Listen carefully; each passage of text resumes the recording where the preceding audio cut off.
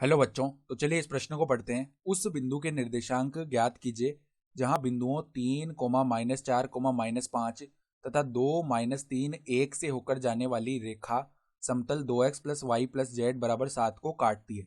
तो देखो, हमें उस बिंदु के निर्देशांक बताने हैं जहां बिंदुओं 3, -4, -5 और 2, -3, 1 से होकर जो जाने वाली रेखा है वो समतल 2x + y + z = 7 को काट रही है। तो प्रश्न में आगे बढ़ने से पहले इस प्रश्न से संबंधित जो मुख्य उदाहरण है उसकी हम चर्चा कर लेते हैं। तो देखो, मुख्य उदाहरण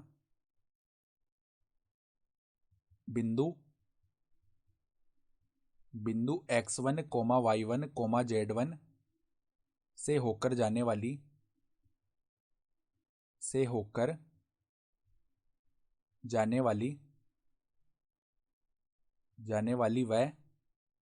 वह a, b व c दिक् अनुपात वाली रेखा की समीकरण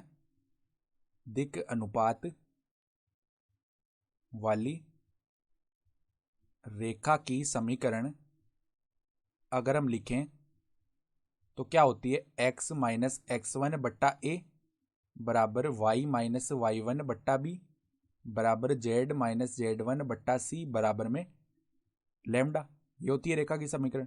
तो अब देखो, बिंदु तो हमारे पास में दो दिए हुए हैं, तो दो बिंदु अगर रेखा पर दिए हुए हैं तो हम रेखा का दिक् अनुपात भी बोल सकते हैं, बता सकते हैं। क्या आएंगे? देखो, अगर हम कोई भी एक बिंदु ले ले तो x1, y1 और z1 का मान तो लिख लेंगे। x1 का मान 3 हो गया, y1 का मान -4 हो गया, ठीक है, और z1 का मान -5 हो गया। अब अगर दिक् अनुपात लिखना चाहें तो a का मान क्या आ जाएगा हमारे पास? यहाँ पर देखो, x2 - x1 से निकाल लेंगे a, तो 2 माइनस में 3 अर्थात -1 हो गया। फिर देखो, y2 - y1 से b का मान आएगा तो -3 माइनस में -4 यानी -3 + 4 जिसका मान 1 आ जाएगा, ठीक है। और c का मान क्या आएगा हमारे पास में? z2 - z1 यानी कि 1 माइनस में -5 तो 1 + 5 यानी कि 6 आ गया ये मान। तो अब देखो, इस रेखा की समीकरण क्या बन जाएगी हमारे पास में? इस रेखा की जो समीकरण है वो आ जाएगी x - 3 बट्टा में a का मान है -1 बराबर y माइनस, यहाँ पर y1 का मान -4 है तो y + 4 बट्टा में यहाँ पर 1 हो जाएगा बराबर में देखो z प्लस में 5 बट्टा में यहाँ पर क्या आ जाएगा 6 बराबर में लैम्डा, ठीक है। तो अगर हम यहाँ से x, y और z के मान याद करें तो वो किसके बराबर आएंगे? -λ+3 आ जाएगा x का मान, y का मान क्या आ जाएगा? λ-4 और z का मान जो है वो 6λ-5 आ जाएगा। अब हमें ये बताया गया है कि ये जो रेखा है, ठीक है, ये हमें क्या बताया गया? जहां बिंदु 3, -4, -5 तथा 2, -3, 1 से होकर जाने वाली रेखा समतल 2x + y + z = 7 को काटती है।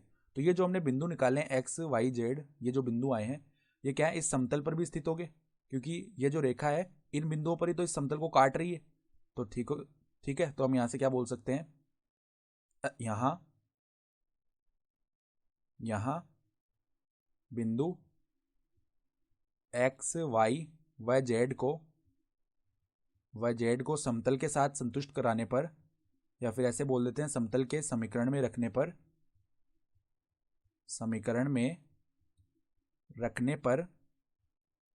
रखने पर देखो क्या बन जाएगा? समतल का समीकरण क्या है? 2x + y + z = 7।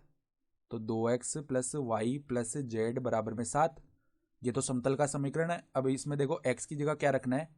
x की जगह रखना है -λ+3, तो माइनस का λ+3 प्लस में y की जगह क्या रखना है? λ-4, तो λ-4 प्लस में z की जगह क्या रखना है?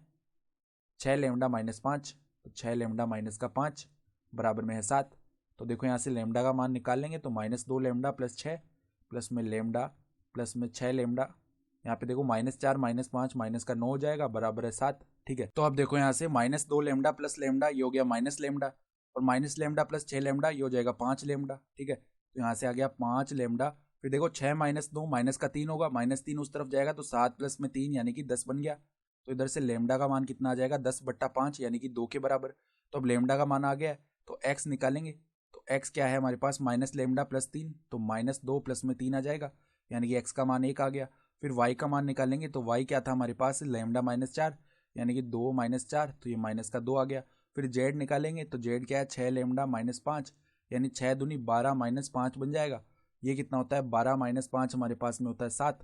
तो हमारे पास में जो अभिष्ट बिंदु है वो क्या हो गया? अभिष्ट बिंदु अभिष्ट बिंदु के जो निर्देशांक हैं, अभिष्ट बिंदु के निर्देशांक क्या बन जाएंगे? देखो x निर्देशांक आ चुका है 1, y निर्देशांक है -2 और z निर्देशांक 7, तो 1 -2 7 ये आ गया अभिष्ट बिंदु। तो आशा करता हूँ कि आपको ये प्रश्न समझ में आया होगा। धन्यवाद।